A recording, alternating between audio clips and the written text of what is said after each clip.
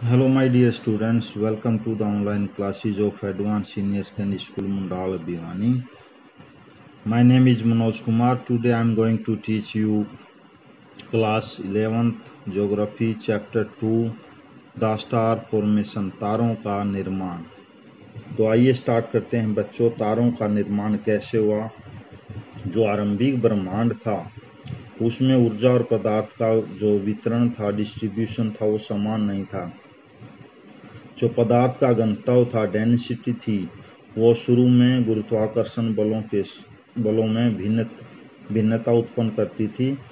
इसका परिणाम क्या हुआ कि पदार्थ आपस में इकट्ठे होने लगे और इस इकट्ठे होने की वजह से आकाशगंगाओं के विकास का आधार बना। आकाशगंगा एक असंख्य तारों का समूह होता है। एक लंबा आकार चपटी बीम फ्लैट डिस्क होती है और इसका विस्तार इतना ज़्यादा होता है कि उसके छोर की दूरी हजारों प्रकाश वर्षों में मापी जाती है। किसी एक आकाशगंगा का व्यास 80,000 से 1.5 लाख प्रकाश वर्ष के बीच हो सकता है। इसकी मोटाई लगभग 15,000 प्रकाश वर्ष होती है। आकाशगंगा के निर्माण का आरंभ हाइड्रोजन गैस के संचयन, इकट्ठे होने से बने बादलों के कारण होता है, जिसे हम क्या कहते हैं, नीहारिका। पिछले वीडियोज में मैंने नीहारिका के बारे में बताया था कि धीरे धीरे इस बढ़ती नीहारिका में गैस में स्थानीयकृत पुंज क्लब्स विकसित हुए और ये पुंज बढ़ते बढ़ते सघन गैसीय पिंड बन गए, जिनसे तारों की रचना हुई। और ऐसा माना जाता है कि तारों का निर्माण 5-6 अरब वर्ष पहले हुआ था। 500-600 करोड़ वर्ष पहले हुआ था। बहुत लंबा समय। इसमें एक वर्ड आया प्रकाश वर्ष। तो आइए जानते हैं प्रकाश वर्ष क्या है। प्रकाश वर्ष समय का नहीं बल्कि अंतरिक्ष की दूरियों का माप है। प्रकाश की गति 3 लाख किलोमीटर प्रति सेकंड है। 3 लाख, बहुत ज्यादा बच्चों।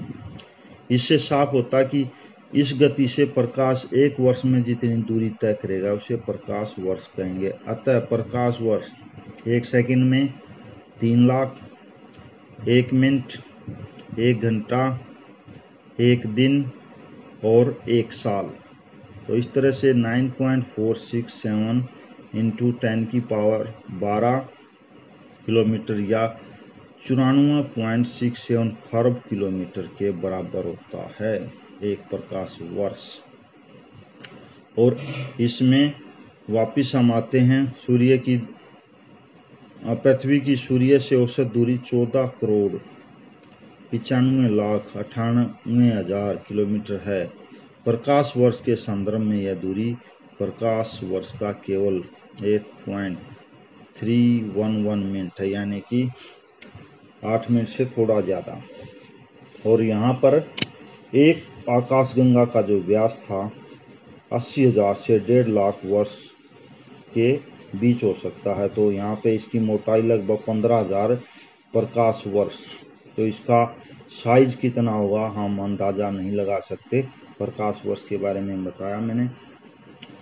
ग्रहों का निर्माण, तारों का निर्माण समझ लिया कैसे, मोटे तौर पे, कि जो ब्रह्मांड में ऊर्जा और पदार्थ है उनका वितरण समान नहीं था, गुरुत्वाकर्षण बल में भिन्नता थी। इसके परिणाम स्वरूप क्या हुआ, पदार्थ इकट्ठे होने लगे और ये आकाशगंगाओं में बदल गए और जिनकी संख्या असंख्य होती है और साइज बहुत बड़ा होता है। इस तरह तारों का निर्माण हुआ। अब ग्रहों का निर्माण। वैज्ञानिकों के अनुसार ग्रहों का विकास निम्नलिखित अवस्था में हुआ। पहला है तारे नीहारिका के अंदर गैस के स्थानीयकृत पुंज लोकेलाइज्ड लैंप हैं।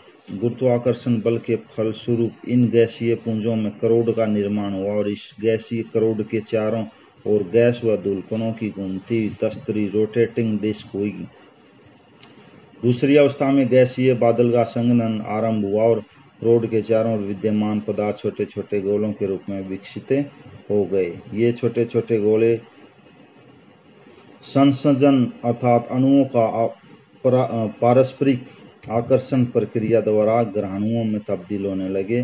टकराने के फलस्वरूप ये ग्रहाणु बड़े पिंडों का रूप धारण करने लगे और गुरुत्वाकर्षण बल के प्रभाव से आपस में जुड़ने लगे। अंतिम अवस्था में अनेक छोटे ग्रहाणु बढ़ते बढ़ते कुछ बड़े पिंड बन गए जिन्हें हम ग्रह कहते हैं। तो चीज़ तो वही है बच्चों, स्टार्ट में छोटे छोटे गैस के पुंज थे, गुरुत्वाकर्षण बल के कारण इन गैसों के पुंज थे ये करोड़ बन गए और संघनन हो गए। गैसीय करोड़ के चारों ओर धूल कण घूमती तस्तरी के रूप में विकसित हो गए, चिपकते गए और गैसीय बादल संघनन और इकट्ठे होने लगे। करोड़ के चारों तरफ विद्यमान छोटे छोटे गोले पदार्थों के रूप में विकसित होने लगे और लास्ट में क्या हुआ, ये छोटे छोटे जो ग्रहाणु थे, गोले थे, बढ़ते बढ़ते कुछ पिंड बन गए जिन्हें आज हम ग्रह कहते हैं। तो आइए जानते हैं अब तारों और ग्रहों में अंतर। तारे गर्म धधकती हुई गैसों से बने होते हैं। आकाश में तारे बहुत विशाल होते हैं। तारे अपने प्रकाश का ही उत्सर्जन करते हैं। तारे अत्यंत उष्ण होते हैं। तारे अरबों खरबों की संख्या में हैं, लेकिन ग्रह आंतरिक ग्रह चट्टानों इत्यादि ठोस पदार्थों से बने होते हैं, जबकि बाहरी ग्रह ठंडी गैसों से बने हुए हैं।